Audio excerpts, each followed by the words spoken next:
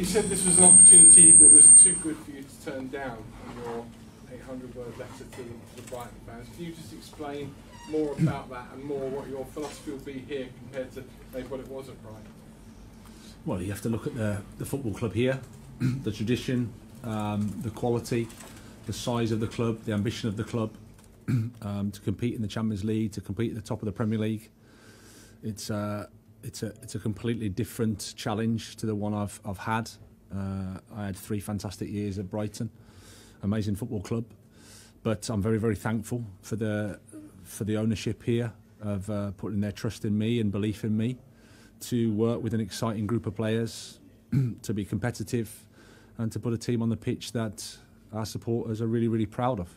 So I'm very, very excited, as you can imagine, and really looking forward to getting going. Andy and then Carrie. Hi, Graham. Hi.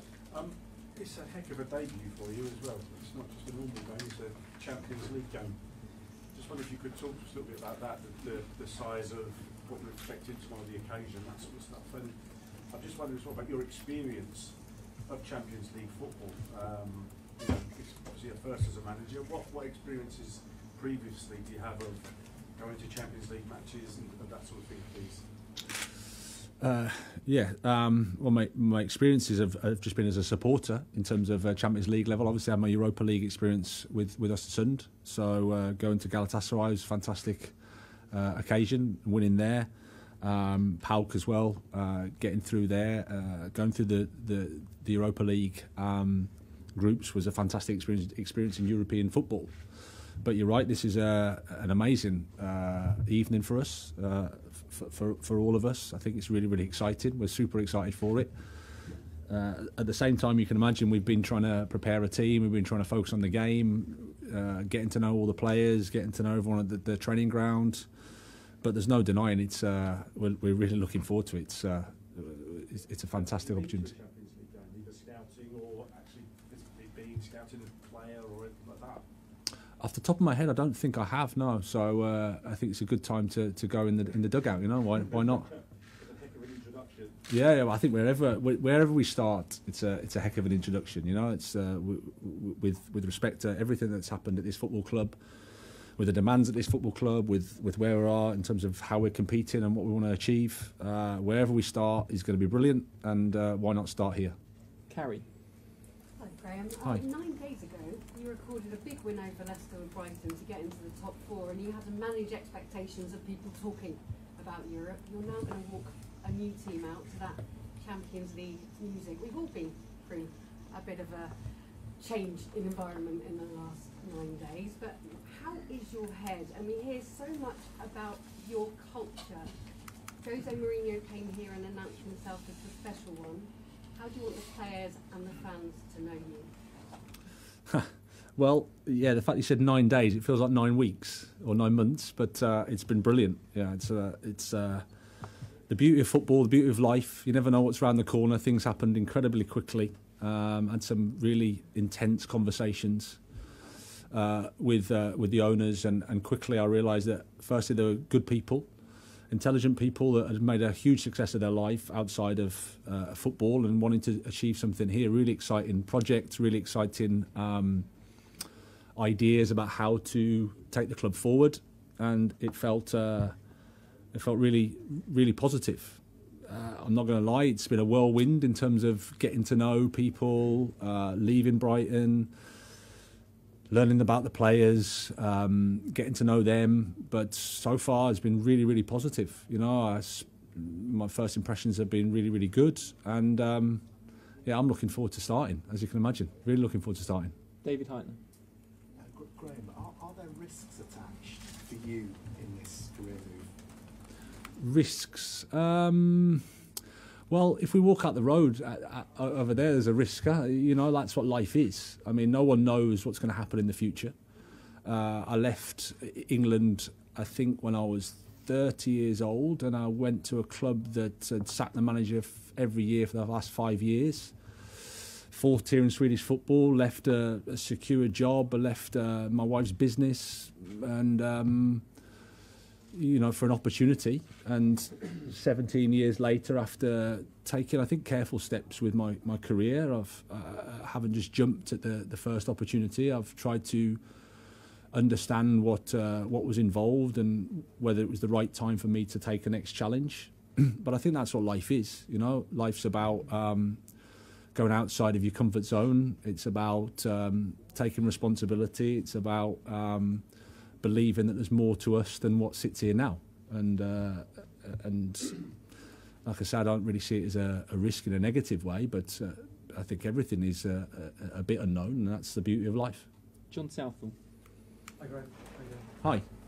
How do you assess the squad you've taken on, and how have the players reacted to you since you've come in over the last 6 days? I think the response has been really positive, like I say. A really honest group, a really responsible group. They've been positive around the training ground. They want to achieve, they want to do well, and I'm absolutely happy with the team, happy with the squad. The group's got a lot of quality, and I'm looking forward to over the next few days and weeks getting to know them better and better. Is there a frustration that after this game you're not going to have another one until beginning of October, and you're not really going to get that chance, are you? No, but we know that that's just nothing I can do to control. That's part of the schedule. It's part of things that are above, you know, above us. So it is what it is. I've always been that type. Just worry about the things that I can control, and the things I can control are trying to prepare the team as best we can and getting to work with the players as much as we can while we have them. Jamie Weir. Hi, Graham. Hi. If I can take you back to last Thursday, the 8th of September 2022 is a day a lot of people will never forget, and you in particular. Can you just describe the sort of conflicting emotions when you get announced as Chelsea manager, but then obviously that's overshadowed by the bigger news later that day? Yeah, it was one of those days where we'll, you know, in 20 years, 30, 40 years' time, we'll go, where were you when that happened? And that'll be easy for me to answer, that's for sure. A seismic day on loads of levels, because obviously I had the personal exciting news of being here and everything that went with that. And, you know, without sounding silly, I was the main news, I guess. And then sadly, I didn't become the news at all. And, you know, the Queen, who's someone that's been in all of our lives, you know, passed away, and it was an incredible story. And then you start to think about your own life and your own memories. You know, my childhood memories of with my mum and dad.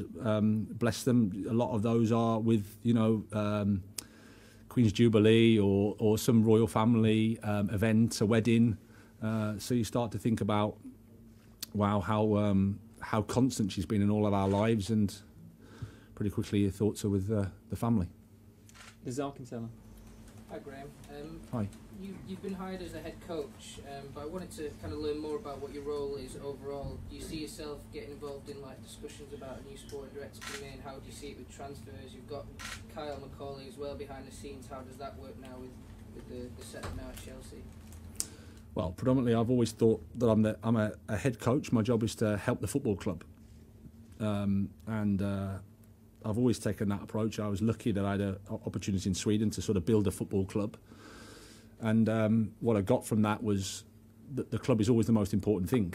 You know, we're just here to serve the club and do our best, and that's they take the directive, and we want to try and help as best we can. Kyle is one of my members of staff who's been with me for 10 years. Really important in terms of recruitment. So a lot of the conversations that I think you need in terms of between ownership and the board can be had via him, because he knows me well and he knows how we want to play, and he knows the culture, he knows the environment, and as you'd imagine, those conversations often are time consuming. So he's really, really important for me. Not to say that I don't try and help the club in terms of making decisions around transfers, but my main job is to help the guys that are here, help the players that are here, and help them improve and put a team on the pitch that, like I said, our supporters are proud of. John Cross. Hi, Graham. I was just going to ask you that it must be really important for you to connect with the supporters straight away. What can you kind of look to promise them? Sort of entertaining football.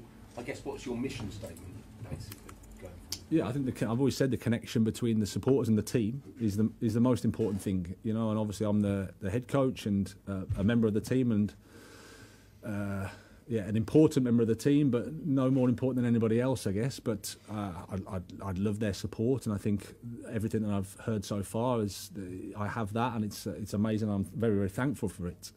In terms of what I can promise, we're playing a game that is uncontrollable. So I can promise that I'll do my very, very best every single day, take responsibility.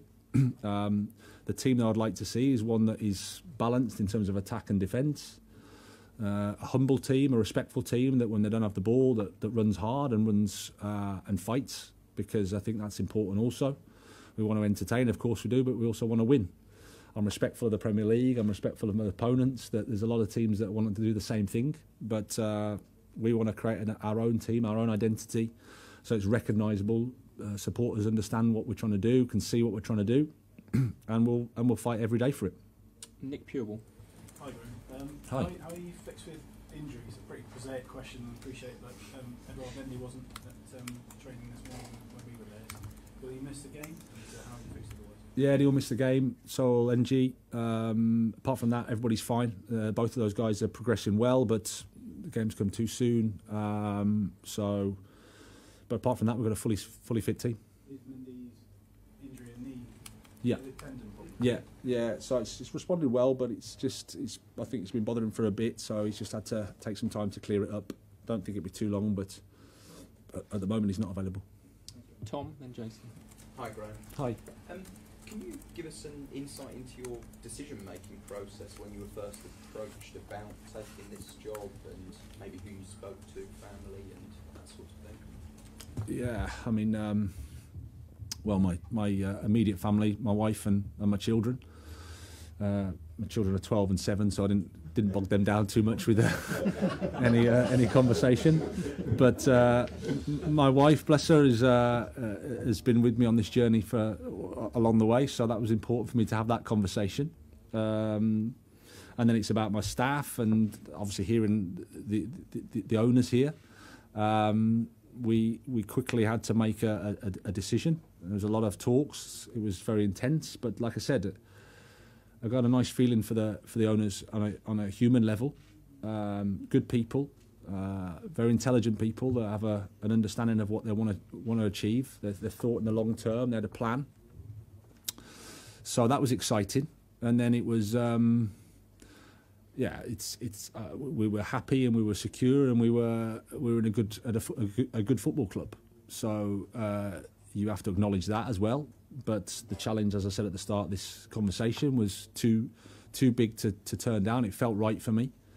I'll always be respectful and thankful for Brighton and Hove Albion, but this club is an amazing football club, and it's an amazing challenge for us. Jason. Probably quite a tricky question, Graham, but obviously in the past, Chelsea have a history of hiring and firing managers. They turn over managers very, very quick. If you'd been approached under the previous regime, would you have been less inclined to take the job? I don't like answering ifs and those types of questions, but I think it's not fair on the current owners to compare, and it's not fair on the previous regime to compare. It was what it was, and the history of Chelsea and the previous ownership is fantastic. I'm very, very respectful of that. I've grown up with the success, and it's been amazing. Our job is to create our own history, our own path, and that's what we're going to be focused on doing. Adrian. Graham, you spoke earlier on about leaving to go to Sweden earlier on in your career. When you made that step, was eventually coming back to this level and working at a club at this level, was that always something you expected would happen, or was it something that felt too far away? Well, when I left England to go to Sweden, I think I was working in the 9th tier of English football, and then I went to the 4th tier of Swedish football. So in terms of where I sit now, there's the bottom, and then there's like a load of levels, and then there's me. So I didn't have any plan that I'm going to be here sitting in front of you guys. I've never had that, to be honest. Was it something you thought? Yeah, well, yeah, in terms of ambition, of course, you want to test yourself at the highest level that you can, but I think ambition is one thing. I think like I said, responsibility is better in terms of work as hard as you can in the job that you are, do as best as you can, and take the steps when it's the right time to take the steps. I always just focused on, there was no grand plan. I just focused on doing my best at every club that I've been at, try to, as I said, take responsibility, try to analyse any mistakes you make, try to move forward, and then it's just about life, isn't it? No one can predict how it's going to go. No one knows, and that's why it's so beautiful. Liam Twomey. Hi, Graham. Hi. Welcome. Thank you. You've got a very deep squad here of established international players. You've also got some young players with first-team aspirations who signed for a lot of money. It's always been regarded as one of your strengths to be connecting with players and man management. So how do you approach that in this sort of situation? Well, it sounds strange, but I approach it as I've approached every job and every football club, with the greatest respect to every environment and every context.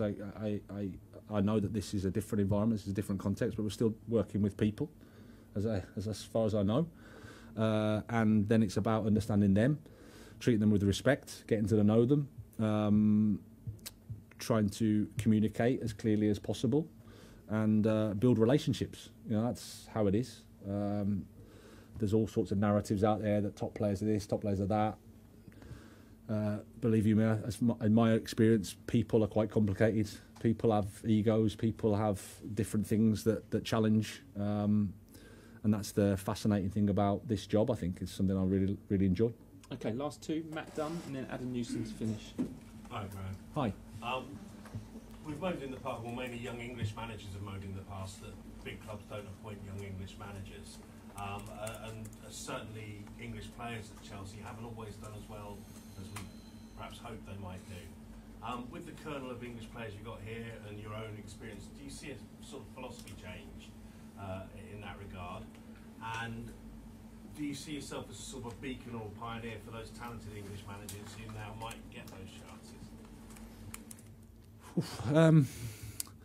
I just see myself as a coach, not necessarily an English coach. Is the first thing I would say, even though I'm tremendously grateful for my family and for my history and from everything that I've had to come to this point. I'm grateful for the 7 years I had in Sweden as well, which shaped me as a coach and a person. So I don't know. Like I said, I left here when I was 30. I'm now 47, and in those 17 years, I've, educated myself as well as I can. I've taken on the different levels and taken on steps to go forward. I think that's something that is positive.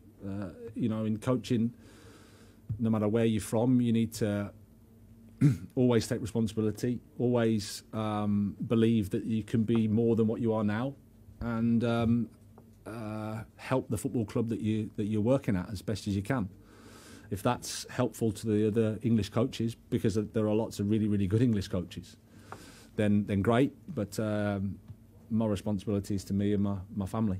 Last question, Adam Newson. Afternoon, Graham. Hi. You've been handed a 5-year contract, so it's clear the owners see this as a long-term investment. But from your perspective, what would you view success this season as? Well, all my thoughts are on tomorrow night. So that's the first thing. We need to compete here. That's how it is. We have to compete. And as I said earlier, I have respect for the Premier League. I have respect for the Champions League. I have respect for the competitions that we're in. But we're Chelsea. There's no guarantees. Resources alone isn't enough, as we know. It's about connecting with our supporters. It's about them recognising a team that we're trying to do. It's about working every day at Cobham. It's about getting that understanding of how we want to play football. But success is to see improvement and to be competing to win. Okay, we'll leave it there. Thank